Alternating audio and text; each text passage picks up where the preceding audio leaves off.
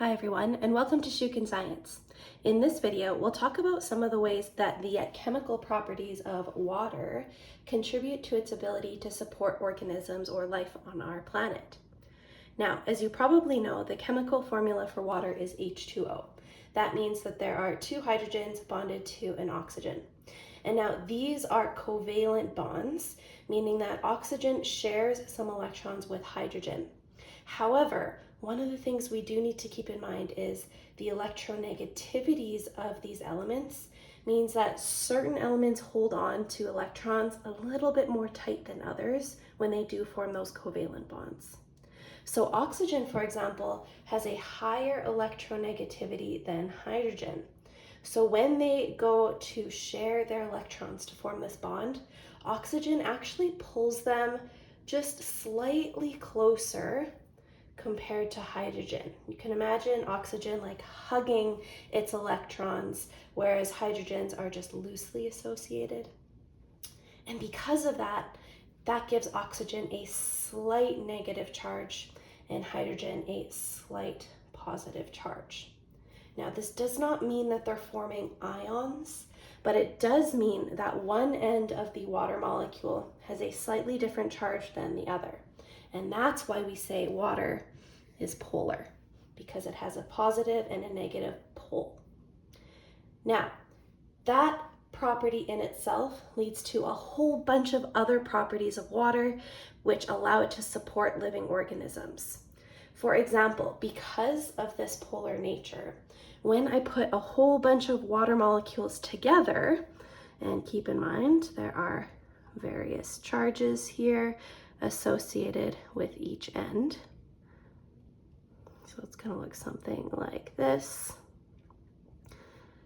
As you probably know, when we put two objects that have opposite charges together, like a positive and a negative, they are going to attract one another.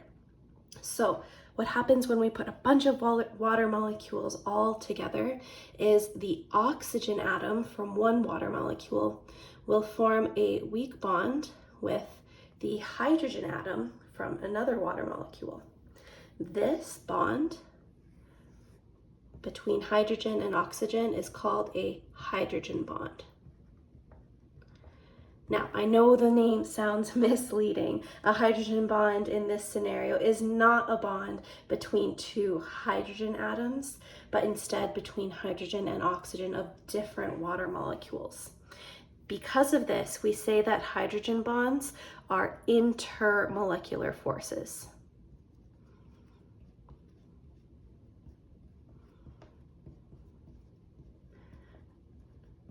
Whereas if they were bonding within a molecule, we call it an intramolecular. Now, like I said, one of these hydrogens on its own isn't particularly strong. However, when do we ever just have two water molecules in an area? No, when we have a whole bunch together like this, now what we're going to see is water molecules kind of turning and orienting themselves in a way that allows these bonds to form. And so we're going to see multiple bonds all over the place, hydrogen bonding with oxygen. And because of that, it makes hydrogen bonds a strong intermolecular force.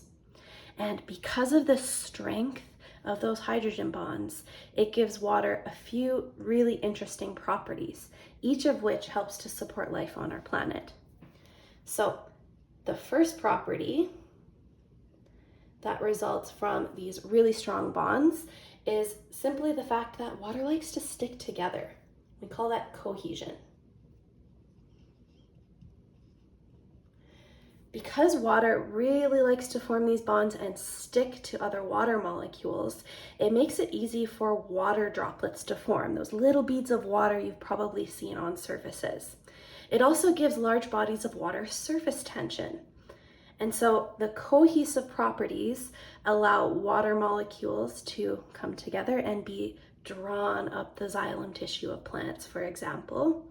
The surface tension allows organisms to float really easily on the top of bodies of water. So again, a life-giving property there. The next property is kind of similar to cohesion, but this one's called adhesion. And adhesion is also essential to draw water up the xylem tissue of plants. In fact, both of these forces kind of work together to move water molecules up against the force of gravity. And adhesion is the idea that because there are positive and negative parts to each water molecule, not only do water molecules like to stick together, they like to stick to other charged surfaces. So when the water molecules are moving up the xylem, not only are they sticking together, they're actually sticking to the sides of that xylem tissue itself. So both of these properties allow plants to draw water upwards and are therefore life-giving properties, because without plants, there really would not be the diversity of animals that we see on our planet. Now, another property of water that allows it to sustain life on our planet is the fact that because of these hydrogen bonds and how strong that intermolecular force is, water tends to have a much higher specific heat capacity relative to other molecules.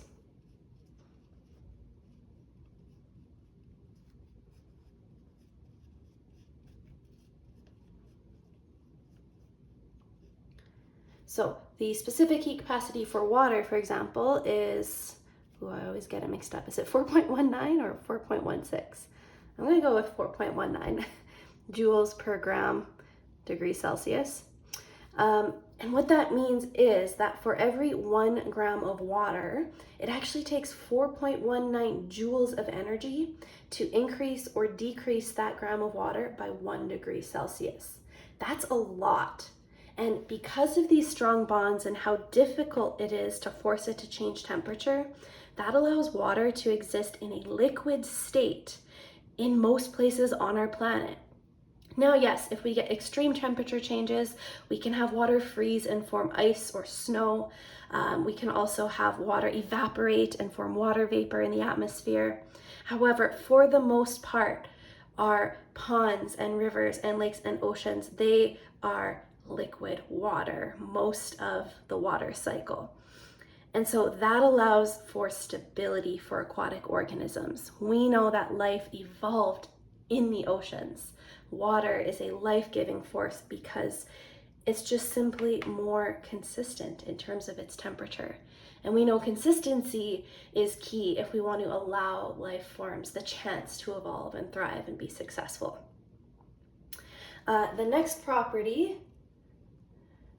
that allows water to be a life-giving force on our planet actually has more to do with the fact that it's polar, and that is its solvent capacities.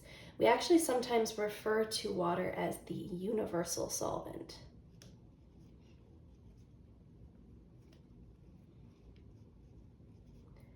And what that really means is, given enough time, water can dissolve pretty much everything. And again, that's because each end of a water molecule has a slightly different charge. This allows water to interact with both positive and negative ions, which means it can dissolve those substances quite easily. The only thing that water can't dissolve are nonpolar molecules, mostly lipids. Like if you've ever tried to put oil in water, you know it's not going to dissolve. And so the reason why that's such an important property is because now water can dissolve nutrients and make them accessible to organisms. So revisit our pond example. If there's a pond, yes, it's a stable ecosystem because of its high specific heat capacity, but also now that water can dissolve all sorts of nutrients, which then organisms can use for their own cells, their own tissues. We also rely on water to dissolve things in our bloodstream, right? So warm-blooded organisms or any organism with a fluid that circulates things, it dissolves and transports nutrients and gases throughout our body so that all of our cells can access those. So in that way, the fact that water dissolves stuff is also a life-giving property. And so those are the main things that result from this polar nature.